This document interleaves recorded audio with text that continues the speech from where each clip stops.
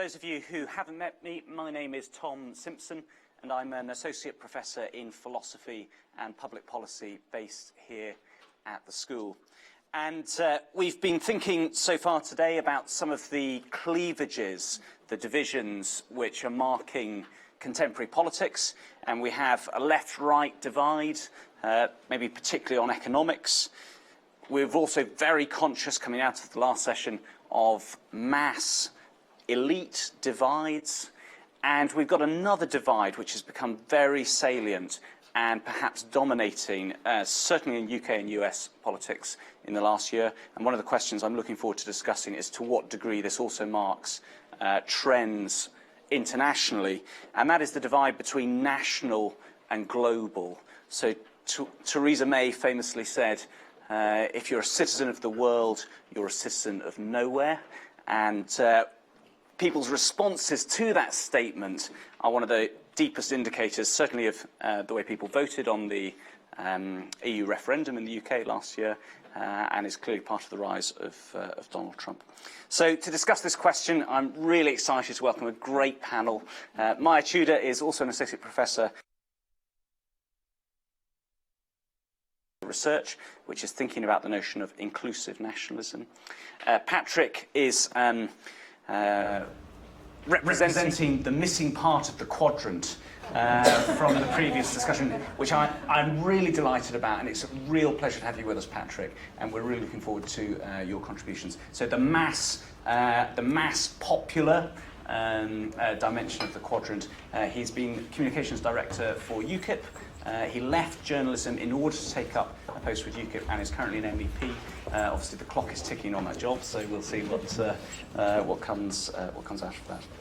Yuli Tamir is one of the very few people to combine a doctorate in political philosophy with ministerial office, and that makes her quite unique. And so she held ministerial post Minister for Immigration in Israel. And finally, Arlie Hochschild, who was introduced beforehand. So, just in the interest of time, we're going to finish on time. We've started slightly late, but we're going to make good the time. I'd like to open up, Maya, with you, if I may.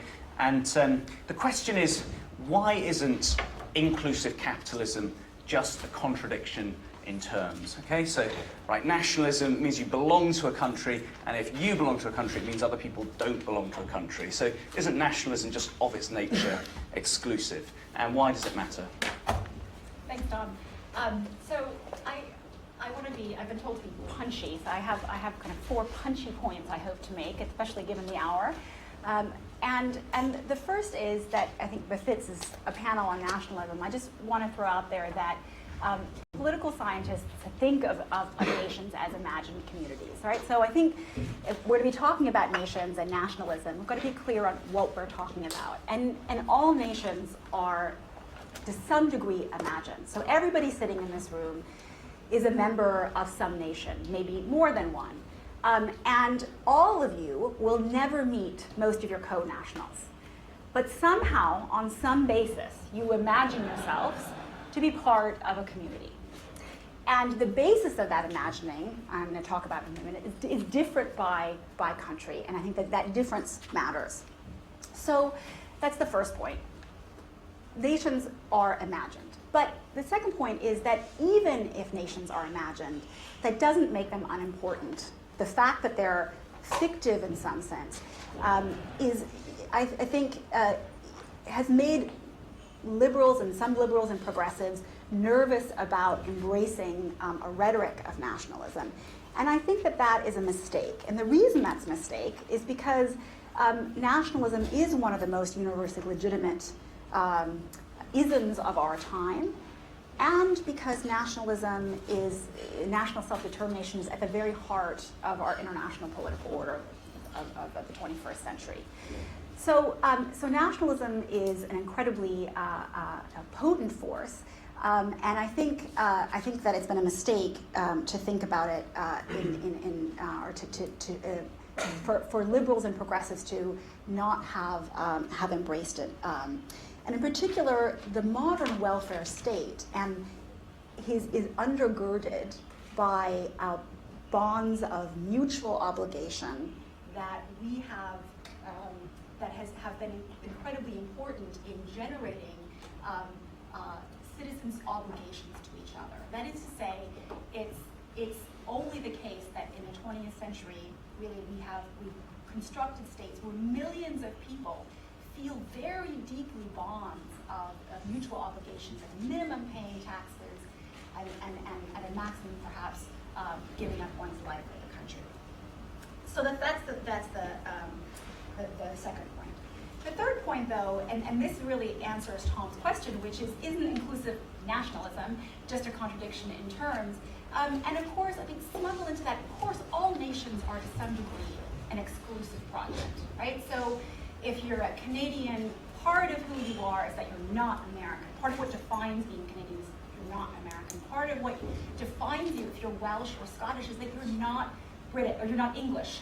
And across the post-colonial world, the advent of the colonial project really kicked off nationalism because many new nations emerged by defining themselves in contradistinction to the colonial regime. But just because at the heart of all nations is some degree of exclusivity from who citizens are not, doesn't mean that nations aren't different with respect to how inclusive they are among the core group of citizens.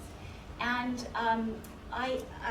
the more inclusive nations, and this is the basis of some research I'm now beginning to do, is that inclusive nations use aspirations as the basis of the national imagining.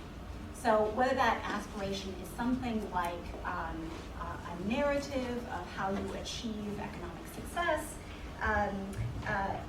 or certain kinds of civic ideals, and I'll talk about examples in a moment. And those nations are more inclusive rather than nations having fixed identities, because individuals can choose to have those aspirations or not to have those aspirations. And so they can become a part of the nation. But to the extent that nations are based on identity, such as religion, such as ethnicity, that cannot be chosen. And in, I'd say, particularly the non-Western world, those identities are not, by and large, chosen. The nations are exclusive, can be exclusive project. And I'm arguing in my research that nations that are more inclusive are less prone to denigrating or descending into a politics of violence and a politics of distraction than nations that have inclusive national narratives. And I'm going to give you just an example from two countries that I've worked on.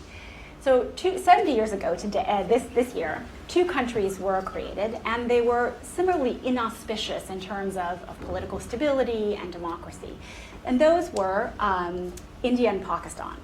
And they were both full of different ethnicities, different languages, but they also both had a large majority of citizens in the country shared a single religion. And in one case, that is Pakistan, the national imagining was built on that religion. And in the other case, India, the nation was built on a set of civic ideals, such as village-level economic regeneration. That was the core of the national imagining. Now today, 70 years later, we've seen Pakistan's politics has revolved around, in large part, who is in the nation and who is out of the nation. A politics of distraction where today it's not increasingly, initially it was 1/4 of the country who were Hindus were second-class citizens. But that's increasingly changed into a narrative of Shia Muslims also not being in the core group, and that the politics in Pakistan has centered on who is in and who is out in terms of citizenship, rather than who gets what, rather than a programmatic politics. And in India, by contrast, we've seen though we have seen, to be sure, communalism, to be sure, a politics of minority violence that characterizes the country to some degree, what's really striking is that when you look at these two countries, one country has done much better in terms of political stability. One country has done much better in terms of economic development. And I argue in my research that the reason that is partially due to the nature of the national narrative and the way that it sets up politics of not who gets what, but how are not who's in and who's out, but how much are our citizens getting their due, rather than how is the citizenship, the pie of citizenship divided. And so the last point I want to make very briefly is that just nations are imagined, they're more or less inclusive, but that doesn't, because they're imagined, they can be reimagined. And Amy, can you put up the slide so this is a slide I want to put up just to show you that the very country we just talked about today. This is a slide from the 2014 national election in India, and it shows you the current incumbent Prime Minister, Modi, and he writes, "I am a patriot, I am a nationalist, I am a born Hindu."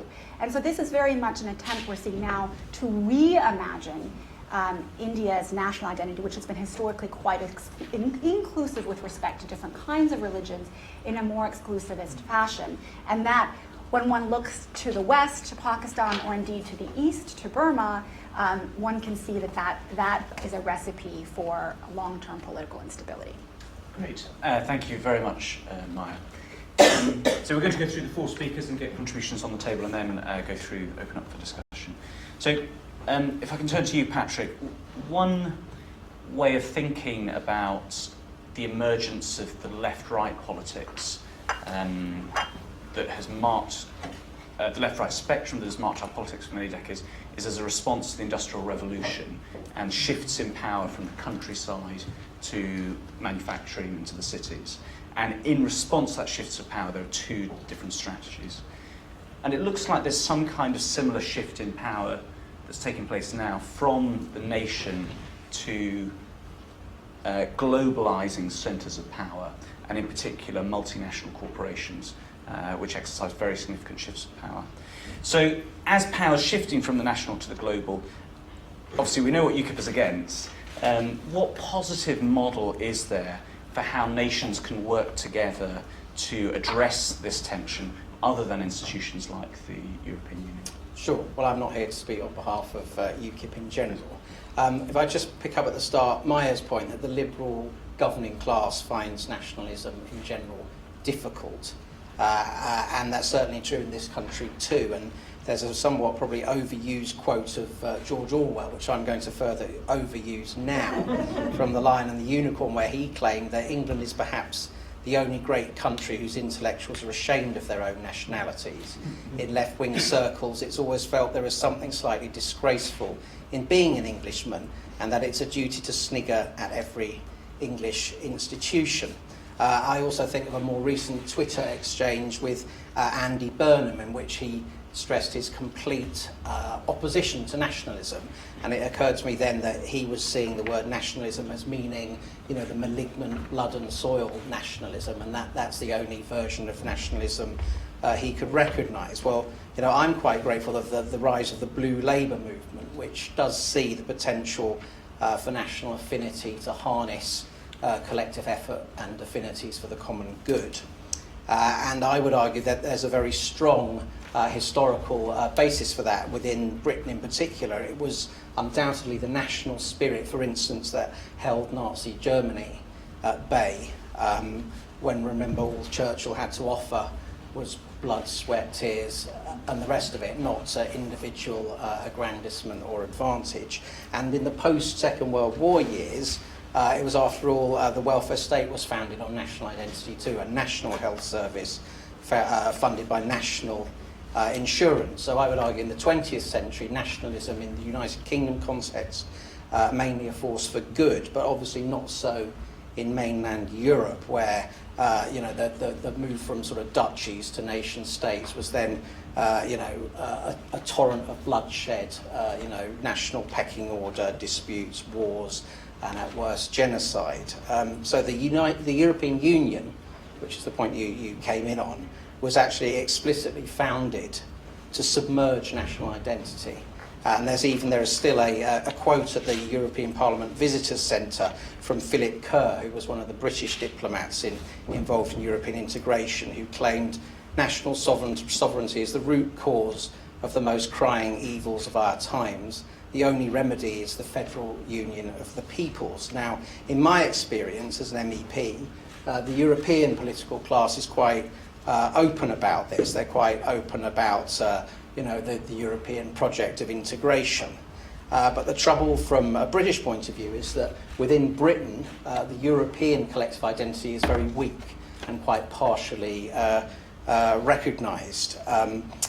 For instance, until the referendum, the only time I'd heard a big British crowd chanting for Europe was the Ryder Cup.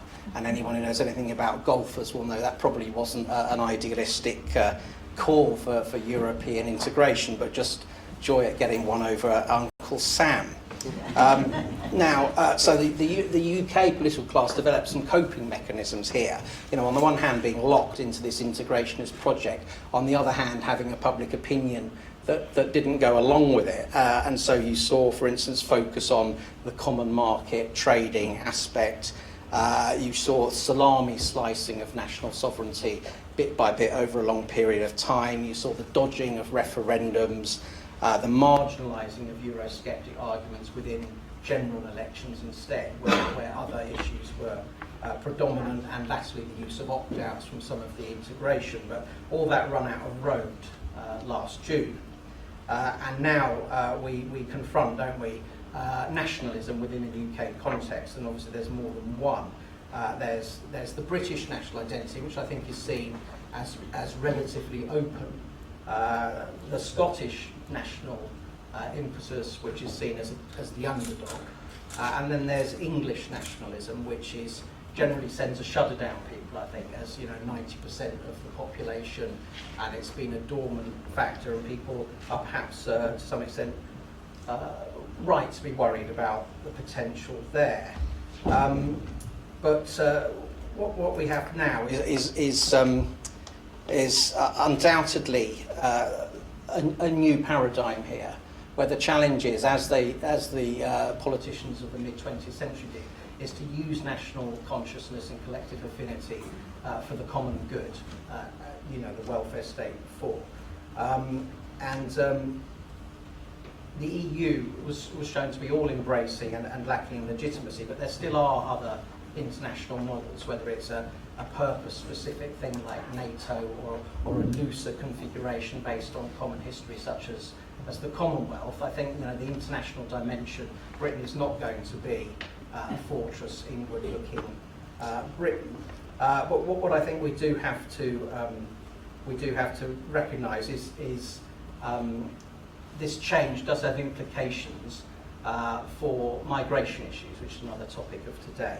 I would argue that the ideal is to incorporate migrants into citizenship relatively quickly, although it can't be done instantaneously because of resentments that can bubble up from people who are already pre-existing citizens and maybe see themselves being shut out from certain national resources. Housing would be the most obvious thing. But another point that I would make in the way forward is that inclusivity is a two-way street.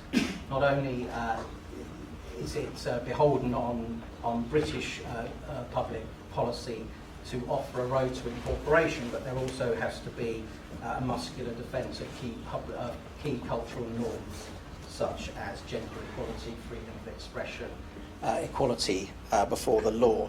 A sort of final point really is I think we've seen some liberal left overreach in this strategy of trying to marginalise Eurosceptic opinion and manage the process of European political integration without due legitimacy, and that the liberal left will have to compromise, and ideas of basing policies around no borders or purely around global citizenship, you mentioned the Theresa May comment earlier, they kind of run out of road. But I think that the future is to harness a moderate national sentiment for the common good, and I think it can be done. Great, thank you very much.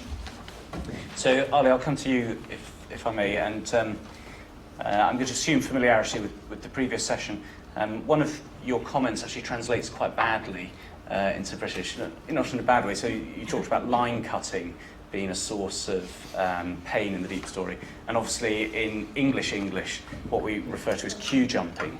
And queue jumping is a source of deep rage for, for anyone in Britain. So I can empathise very directly with that as me. But one of the things that comes across in your book is the catcalling, you term it, that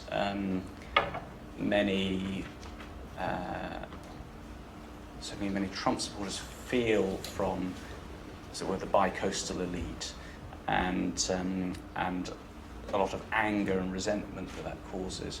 And obviously there's a reciprocal relationship there. But I suppose in terms of the healing of politics, one of the challenges is to see, are there ways forward, in particular for coastal liberals who in some sense hold all the cards, education, money, power. They don't have the presidency right now, but apart from electoral politics, all the levers of power are broadly in their hands. Can you see practical ways for that community to learn either to love this demographic, or if that's too strong, to respect them? And have you got any reflections on whether that's possible and how it could be achieved? Yes. I've skipped the queue here, too.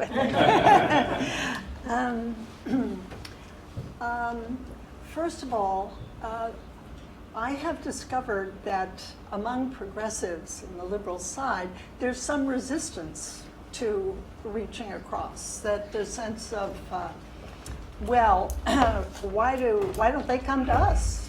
You know, why do we have to go to them? I mean,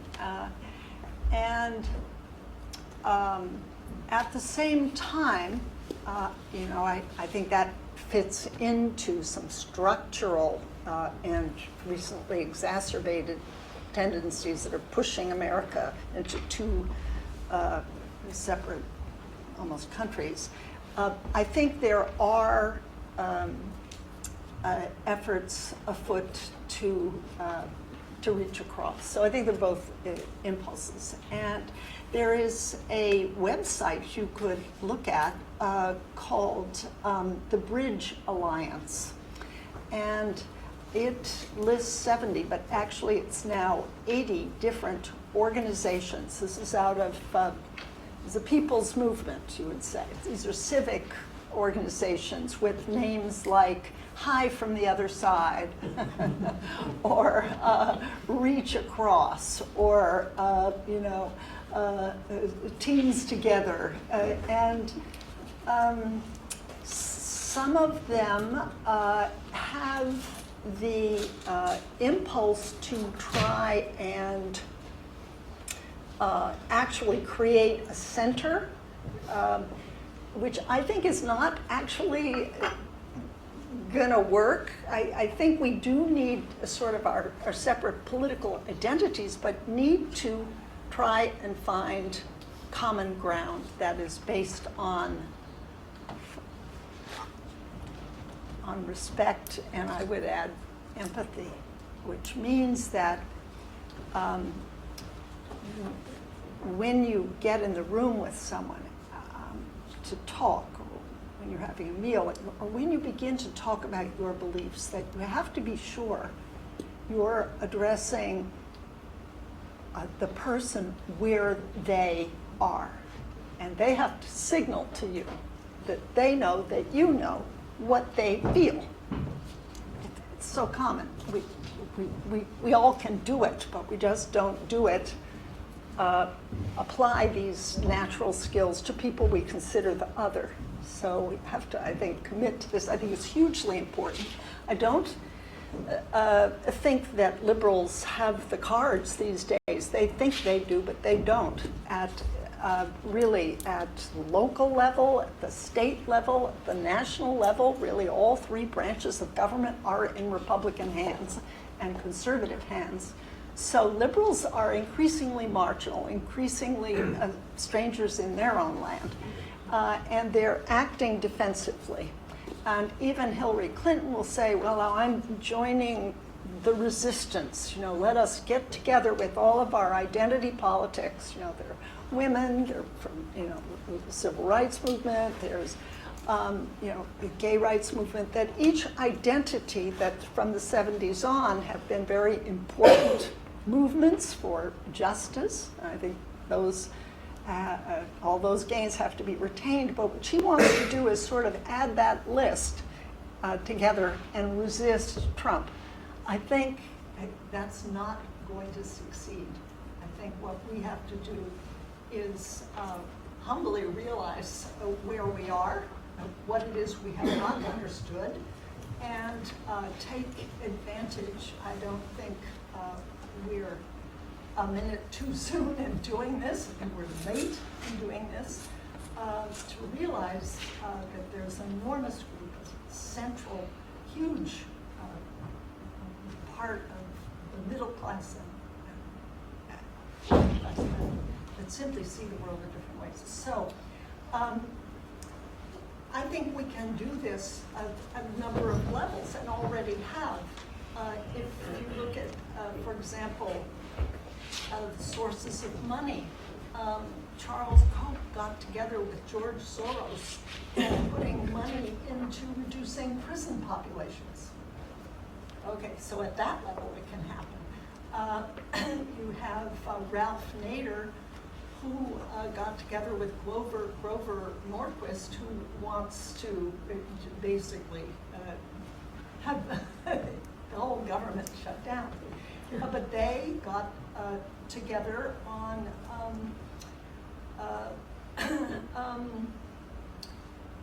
corporate welfare.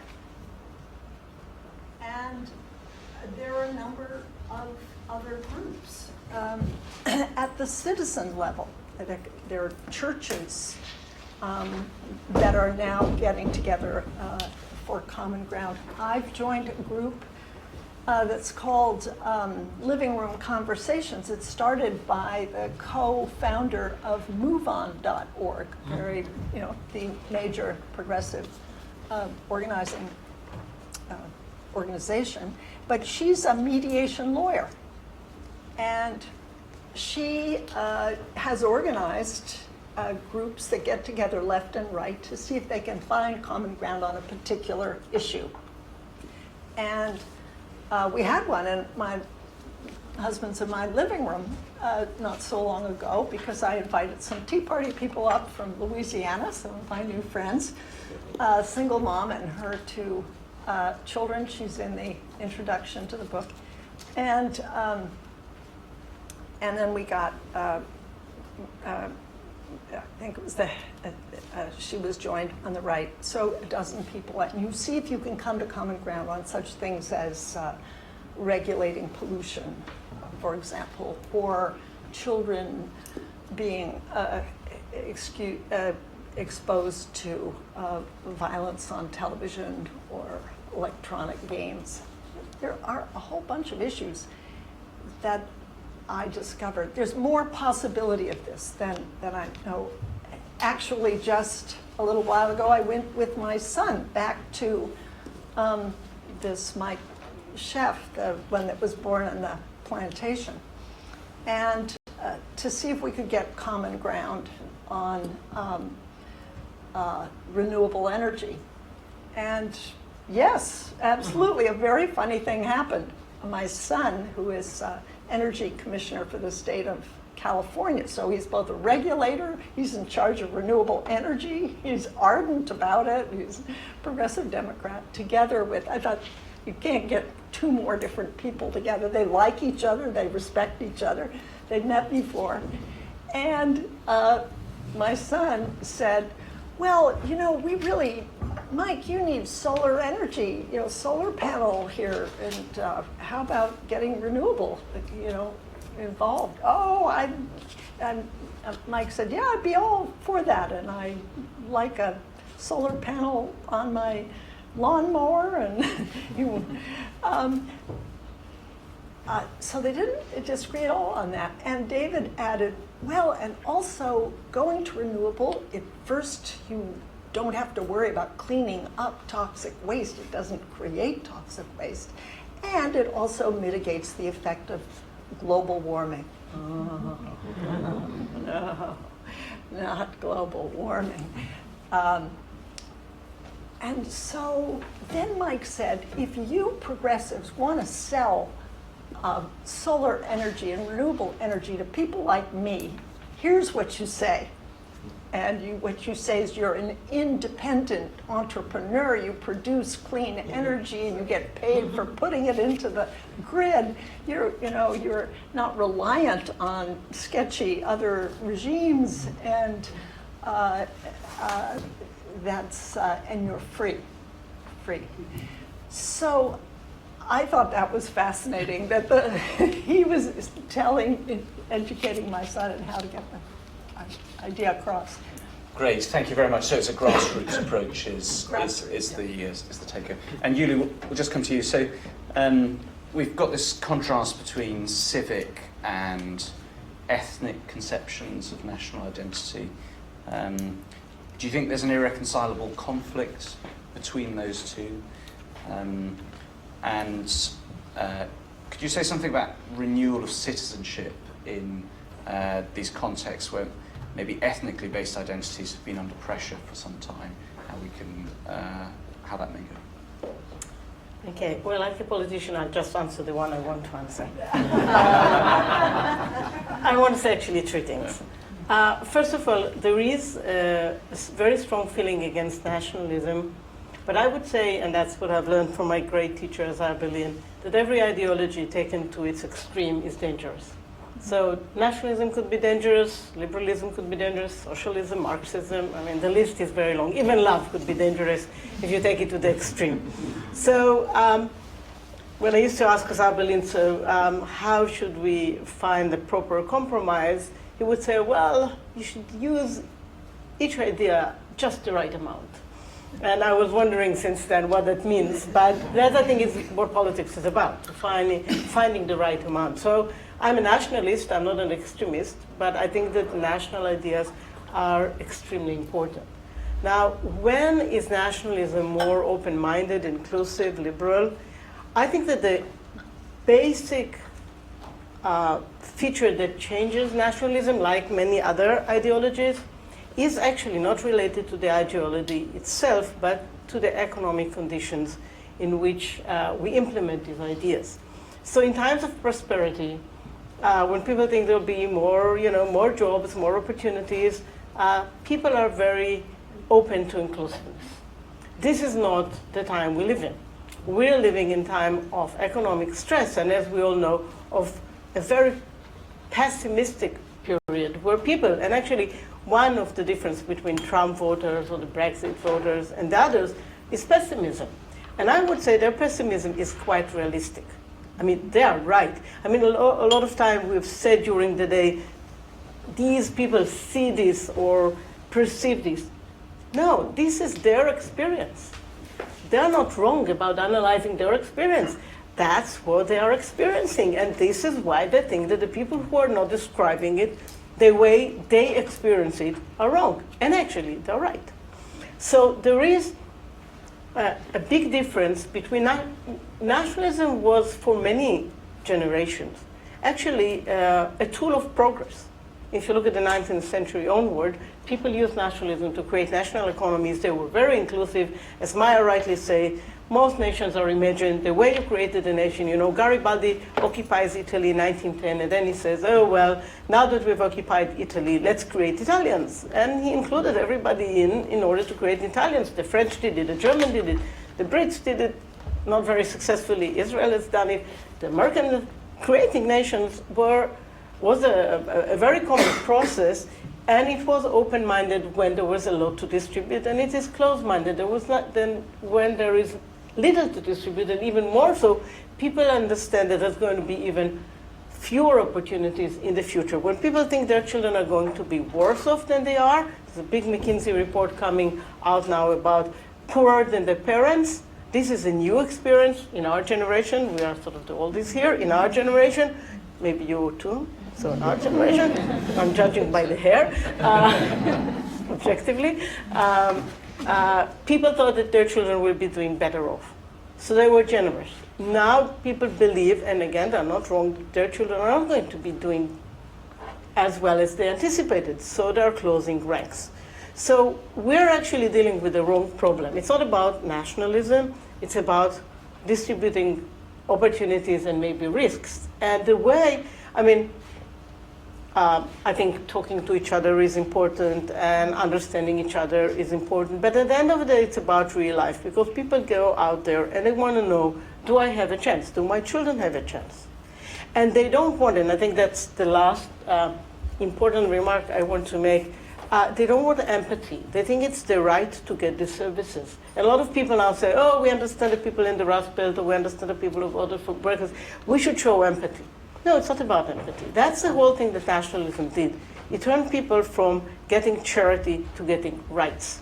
That was the most important thing nationalism did. It actually, hard to remember, it actually gave people the right to be citizen and then gave them services like education, like welfare, like pension. And it was your right to receive the service. Nobody was doing you a favor. So we can't go back to a system where we are understanding the people who are out there and giving them something because, we feel empathy. We have to go back to a system of distribution. So my claim is that nationalism was extremely effective in creating something that was rather unique, also because of the particular historical and economical period. It created a cross-class coalition. And the different classes gained from the nation state different things, but they gained something. And what globalism did, it just dismantled the cross-class coalition. And some people were getting a lot, and some people were getting nothing, as we've seen this morning. So the people who were getting nothing were getting really irritated. The people who were getting a lot, and explaining to them that they should be for globalism, while actually globalism never served them. And I thought there's a lot of hypocrisy in the liberal lingo, and I think they're right. There is a lot of hypocrisy in the liberal lingo. You can't say what serves me is universal values and what serves you is nationalist values. And I think the whole discourse, the whole debate that it is now developing is actually making things worse. Liberals think that the way out is to, ridicule Donald Trump. Not that I would ever vote for Trump, but at some point I don't find it funny anymore. I think it's like irritating and insulting all those who supported Trump. So they're not going to come back if you keep on insulting them. That's right. And the feeling is, we're in this situation. We're highly, as you say, everybody's now highly offended. By the way, this is the story in Israel. In Israel, everybody is a minority. And everybody is offended, and everybody is sure that they were the elites, and now, power was taken from them, so they have to fight back. And we have thousands of groups talking to each other, but it's not about the way you talk to each other. It's whether you make a decision to redistribute social and economic resources. And redistribution is very difficult, and the people who now resent redistribution are actually the people. Oh, suddenly you hear me at the very end of my talk. The people who resent redistribution are actually the people who have a lot, and that's even more irritating. So I think we should talk more about social justice and redistribution than about nationalism. As Isaiah Berlin wrote very beautifully already in the 60s, nationalism becomes belligerent when people feel badly offended. And it's become more benevolent when people are getting their justified place in the social environment. And I think that's what we're lacking right now. Can I just leap in something fascinating Yuli said? That the conventional wisdom of late is that culture, nationalism might be part of that, has displaced economics as a sort of political impetus, for instance, in the United Kingdom. I think, at the very least, they're moving in tandem, and I would address the recent general election. You had in Jeremy Corbyn a man who was not close to the abandoned English working class in terms of culture, and is very much internationalist in his thinking, his cultural habits, very metropolitan. There was a tabloid campaign about how he hated the country, didn't believe in the flag, wouldn't sing the national anthem, and yet he is clearly connected and harnessed a huge working class vote. I would suggest based on one very simple insight, which was that it would be fair for the rich to pay a bit more into the national pot, and he hit upon this problem of that the transmission mechanism of wealth and income has kind of broken in Western societies, in working class communities, because multinational corporations have been able to either export production to lower wage countries or import labour and create lower wage environments. And so even though Jeremy Corbyn culturally wasn't close to, you know, the working man's club or the miners' institute in the old pig village, just by harnessing that economic insight, he got a huge pickup in working class vote. Great. So I'm aware that the clock's marching on, and I'd love to get some contributions and reflections from you. And in part of it, I think your conception of nationalism is very sensitive to the particular country which is yours, is where you identify. And for instance, the idea that constructions of nations can be a very recent phenomenon, which is clearly true. Take Garibaldi, take Israel, contemporary Israel. There are other places where that's less so. So I've been watching The Last Kingdom recently, which is about Alfred of Wessex, who was constructing English identity out of the disparate tribes of Mercia, etc., in about the 900s. So there's a sort of, so it's very sensitive to where you sit. So who would like to comment? We'll take 2 or 3 comments at a time. So I guess lady in the middle. You just wait for the microphone. And then if you keep your hand up, those who would like to contribute. Okay. Ellie from Australia, I'm an MPP student here. You talked, particularly Yuli and others talked about the need to really radically rethink how we're redistributing. Do you see that as something that we can get towards, you know, within the current system, or do you think it needs to blow up even more than it has right now to really get to a radical rethink of redistribution? Great.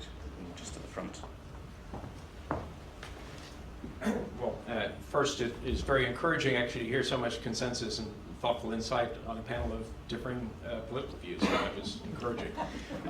Just a brief comment.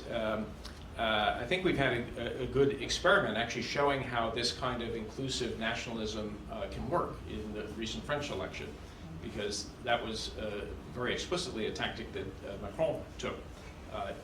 He did not shy away from patriotism and nationalism the way the left traditionally did in France. He embraced it, but he articulated it in exactly the way Maya said, as a common construction project, and you know, the voters seem to like it. Great, and just gentleman at the back as well.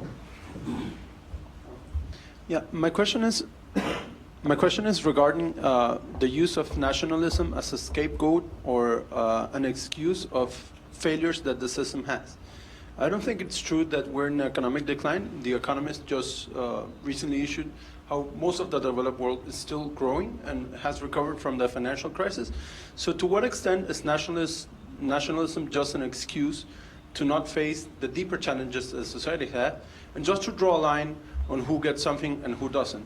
And to what point is that dangerous? I mean, we saw the Rwandan genocide. It was not about nationalism, but about ethnicity, and this notion of generating exclusion and not inclusion, and something that is completely arbitrary. Great. So can't all take everything. Maya, would you like to?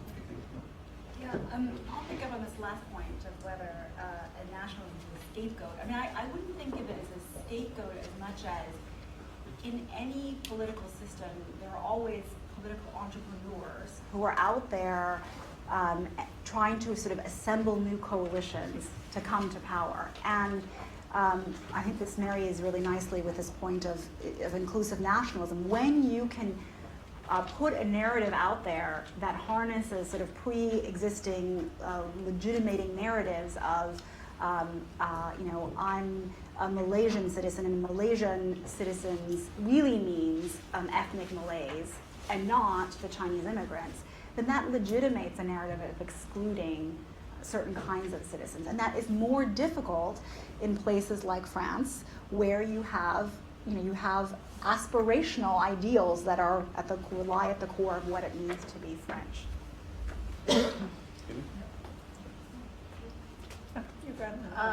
Just about the distributed possibilities, I think we're not yet there, but I think people are getting frightened enough to start rethinking. And I think the enormous success of the Trump and the Brexit and all those things that a lot of people dislike is that a lot of topics that were not on the table are now placed in the middle of the sort of discourse.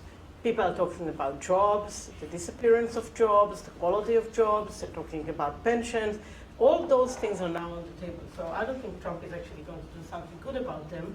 But the only thing that happened is that this rebellion was a great success. And it's not measured by who they elected. It's measured by, did they change? I think Robert knows it in Anarchy, State and Utopia, dedicates it to John Rawls, and he says to John Rawls, who changed the subject. Yeah. And that's what they did. Yeah. They changed the subject. And that's the beginning. We said yesterday over dinner, consciousness comes first, as we know. So we're now discussing it. We're not ready to distribute. We're not ready to do things. People are too protective, but I think it will come. And I don't know, I hope it won't need a major catastrophe to make people move, but I think it's coming. Now, I think nationalism, first of all, and the situation is very different in the first world, or the developed world and the developing world. There are two different realities. There's a wonderful graph, and I'm sorry, I forgot the name of the researcher. He's an economist, and he does something that's called the elephant curve. And he shows that really globalization, I think his name is, what? Yeah, sorry. He shows that the people in the developing country did benefit from globalization. Maybe it's reaching its peak. And the people in the developed country has lost. Now, things are changing, so it's not static, and I think, therefore, when we are talking about nationalism, and Maya started doing it very clearly, it's not just one analysis fits all. We will have to look at different situations in different places. But on the whole, the fact that people, for me, the fact that people say, we want to put our nation first, is not a non-democratic procedure. Actually, it's the democratic procedure. We don't know any other way of governing but through systems. And I know, Trump said it in a horrible context. He said the people of Paris didn't vote for me. I know about the Paris, but the people of Pittsburgh did. He's right. I mean, we used to think about democratic life as we are responsible. I was an elected official. I had responsibility for the people who elected me, first and foremost. That was the rationale of what I was doing. And we lost it somewhere. And I think globalization has a lot to do with how we lost it. So we should, as I said, just the right amount, balance it back a little bit. Otherwise, we don't know how to govern, and we have no rules. Who should we care for? But Yuli, can I just push on a couple of things? So you said it's all about redistribution, and that all this sort of chapter about national identity is a kind of displacement activity for the issues that come to center. And two comments on that. So it seems to me that if you're going to engage in serious redistribution, where people are making serious sacrifices, so it's not just changing the parameters within which growth occurs so that it's a bit more even, but it's actually, there's redistribution from people with more money to those who have less. You've got to have quite serious bonds of affection, loyalty, solidarity, and those aren't the sort of bonds that just come by slapping a passport on someone and saying you pass the citizenship test, maybe 6 months, kind of welcome in. You need something a bit stronger than that to make that work. That's the first thing. And the second is, I wonder if it's true that it's all about redistribution. So it seems to me that a desire, in a world of flux, a desire for some kind of stability, kind of cultural stability, is not an unjustified desire, and is part of what's being expressed in a kind of reattachment, kind of gathering around the flag in some sort of sense. Well, I agree. It's not all about economics, but I think it's a lot about economics. I would refine this statement. I think that it's a very important thing that we've been overlooking. And the fact that people need a motivation to redistribute is a very important aspect of what nationalism did very effectively. And it's true that after World War, it's not a coincidence that the welfare state emerges after World War II, and people say the spirit of a united nation that kept us through the war should be kept in peacetime, and the welfare state was supposed to do it. There are many reasons why the welfare state collapsed, and we can't go into that now. But you're right, I think one of the things that people are saying now is to the people, and Bernie Sanders said it as much as Trump said, is to the people with power and money, stay with us, we need you, don't go away. And when you go away, you leave the weak behind. So the people who are moving around the world, the people who are the group that immigrates most easily now are actually the billionaires. Completely honest. So, Arlie and Patrick, do you want to come in on this?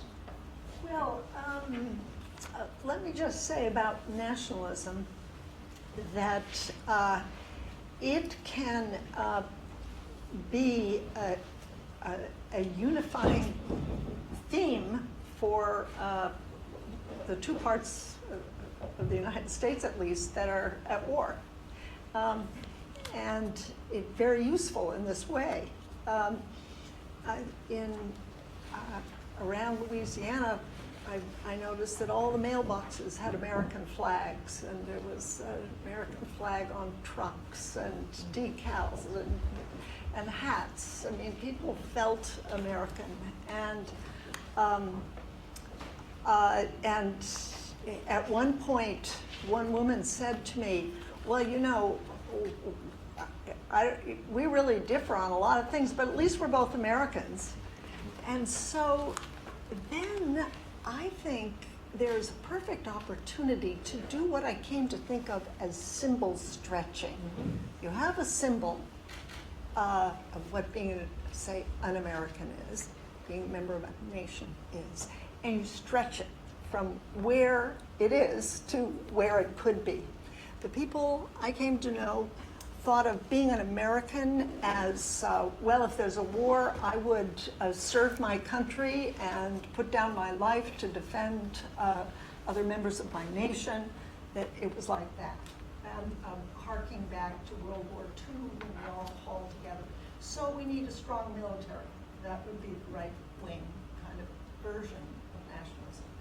But you could symbol stretch and say, well, look, I'm a nationalist too, and I am a member of a nation, I'm an American, and that means the Constitution, it means a system of checks and balances, it means democracy, it means an independent press, and a well-functioning and independent judiciary, checks and balances, all the things being challenged in our country today. That's what being an American is. That would be a symbol stretch from the one to the other. And I think we need to keep doing that, and the idea of being a patriot actually is helpful. Yeah, I'll just go to the original question on redistribution. In the Brexit context, I think it's quite interesting because a couple of times I've been UKIP's economic spokesman, and the first time I put forward the idea that outside the European Union we would get full control of indirect taxation of VAT, and I put forward the idea of tackling the regressive nature of VAT by having a premium rate on luxury goods. Now, that didn't prove very popular among certain people within my party at the time, but nonetheless it shows how as an independent nation we have more room for redistributive policies potentially, and I think you can see that in Jeremy Corbyn, perhaps one of the most half-hearted Remain campaigners you've ever seen, but clearly a very zealous campaigner in a general election, and him putting forward policies to renationalise industries, and without the state aid rules of the European Union, much more radical redistributive policies could be done on a national level within the United Kingdom. And very quickly on the point about the global economy clearly hasn't gone into decline, but I do think we're seeing this real pinch on working class communities in already developed nations in terms of living standards. And then another aspect would be social cohesion, particularly in high-density population countries like England in particular. You have working-class communities whose wages have stagnated, faced more competition for social resources, for housing, and social cohesion being undermined as well by the very fast pace of migration. And in that context, the feeling of wanting to assert national identity, I think, very much comes into play, and a feeling of wanting to shake some politicians by the lapels and say, don't forget about us. It's not unreasonable in this world of new technology and great leaps forward to expect your own community to gradually, say over 25 years, to see a significant continued upsurge in living standards. Excellent. So we've got, I think we're going to get 3 questions quickly. We'll hopefully get one answer to each of them. So first, the gentleman in the white shirt, and then, yeah, and then I'll come to you as well. Yeah. So I like lots of the points made, and I remember that even Nelson Mandela, who was celebrated in liberal West many times as freedom fighter, he was representing himself as nationalist, and I understand lots of points you made. At the same time, I remain unconvinced that now all of a sudden nationalism becomes an enabler of redistribution, because we have political parties who represent themselves as nationalist parties in Slovakia, in Poland, in Hungary, and redistribution doesn't happen. There is something in between nationalism and citizenship, which is about minorities, and I belong to a particular minority, Roma minority, which popularly are called gypsies. We were never seen as equals, moral equals, economic equals, in good times or bad times. That's why I cannot completely agree with the point that all of a sudden now, because of the pessimism, the question of redistribution is going to be answered by nationalism. Great, thank you very much. So, gentleman at front. I have a, let's see, it's working. Okay. Sorry. I have a comment and a question. My comment, I think Donald Trump basically took advantage of the misconception of the deprived working class in the United States. It's not nationalism or not. He just played that card because I heard people doing the research by saying U.S. actually is the biggest beneficiary of the globalization, and the U.S. rich has never been this rich. The only difference is that rich has been not really trickled down to the poor. So Donald Trump played that card very well, making people think in globalization took away American interests. So the real problem is he really played the card of economic interest community. So it's like you belong to us. So this bring it back to my comment on your inclusive nationalism. I think this word has a serious construct validity problem. You may have, when people talking about patriotism, you may talk about statism, a statist state, or you have a nationalist state, or you have a ethnicist state. They don't really, they are not the same thing. So your version of this nationalism is the American version of nationalism, which people took years of efforts to build after the Second World War. So inclusive of different nationalities, ethnic groups. But then what is ignored is the class inside. And then on the other hand, there are many other states, for example, like China, Soviet Union, which also has many different ethnic groups. But what does it mean? What does nationalist state mean for them? So if they play with the American version after Second World War, it might be nice, but many of the people disagree with that thing. They want to go with the ethnicity or their cultural background. So this confuses the issue. So when we talk about inclusive nationalism, I like to hear how panelists would clarify that definition. Great, thank you very much. And just, if we can be quite brief for reasons of time. Yes, lady in the grey top, please. Thank you. Mr. Okay, thank you very much. Mr. Patrick mentioned about whether we can use national consciousness for common good, and Dr. Maya mentioned that inclusive nations use aspirations to achieve national imagining. So my question is about the word use.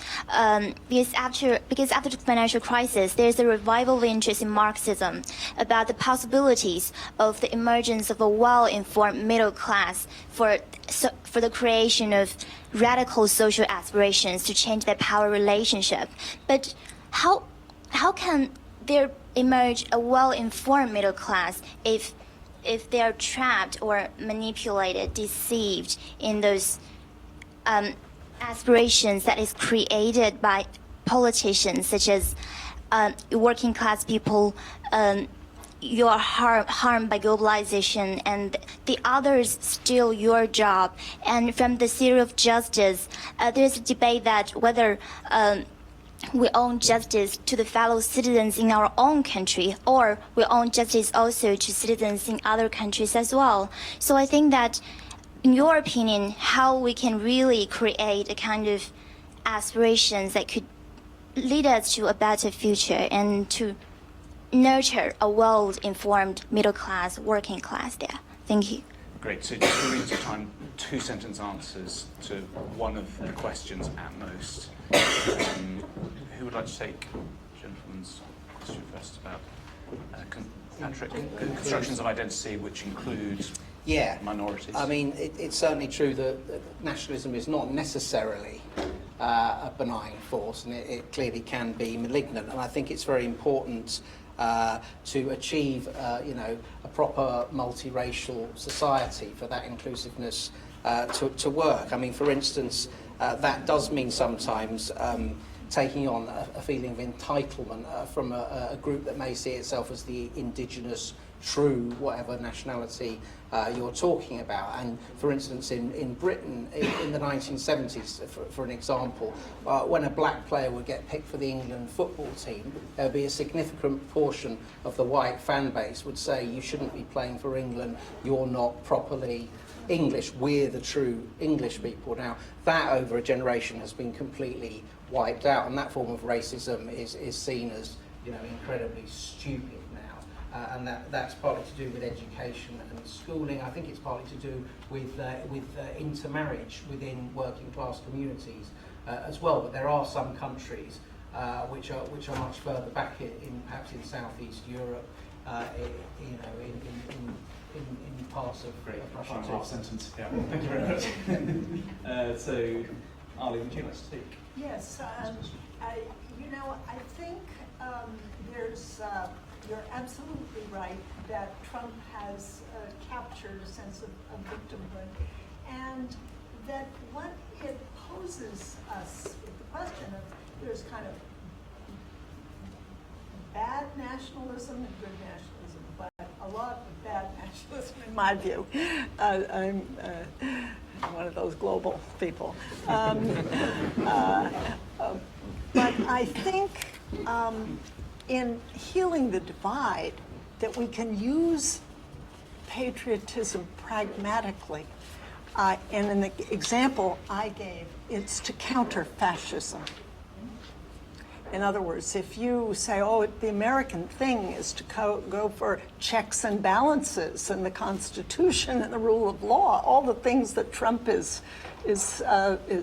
challenging, the call to, oh, well, we're all American, and here's what I think American values are, is a strategic, a strategic tactic to counter what I think is an increasing tolerance for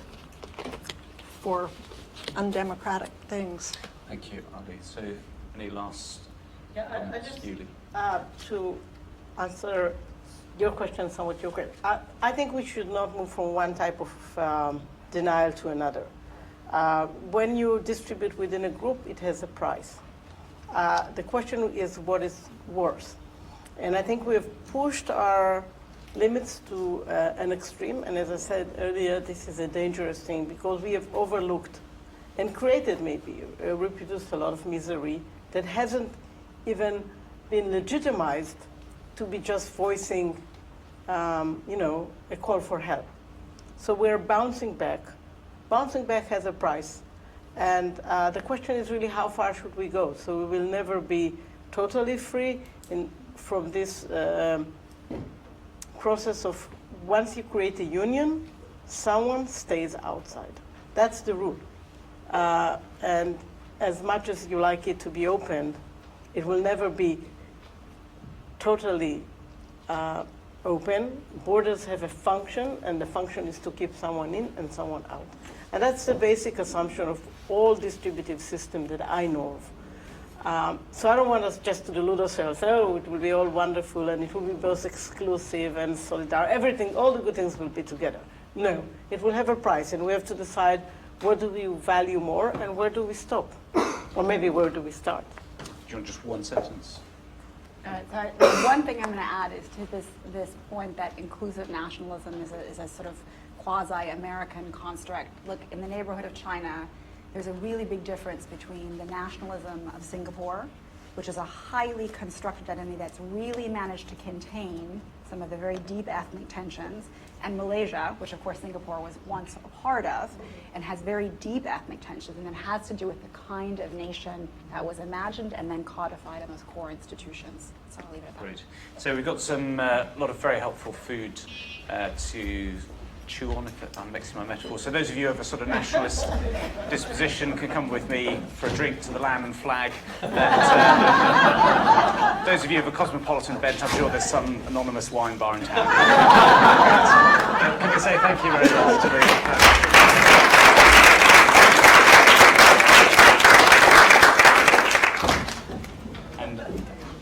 is that it now? Is it drinks, or is there a final thing?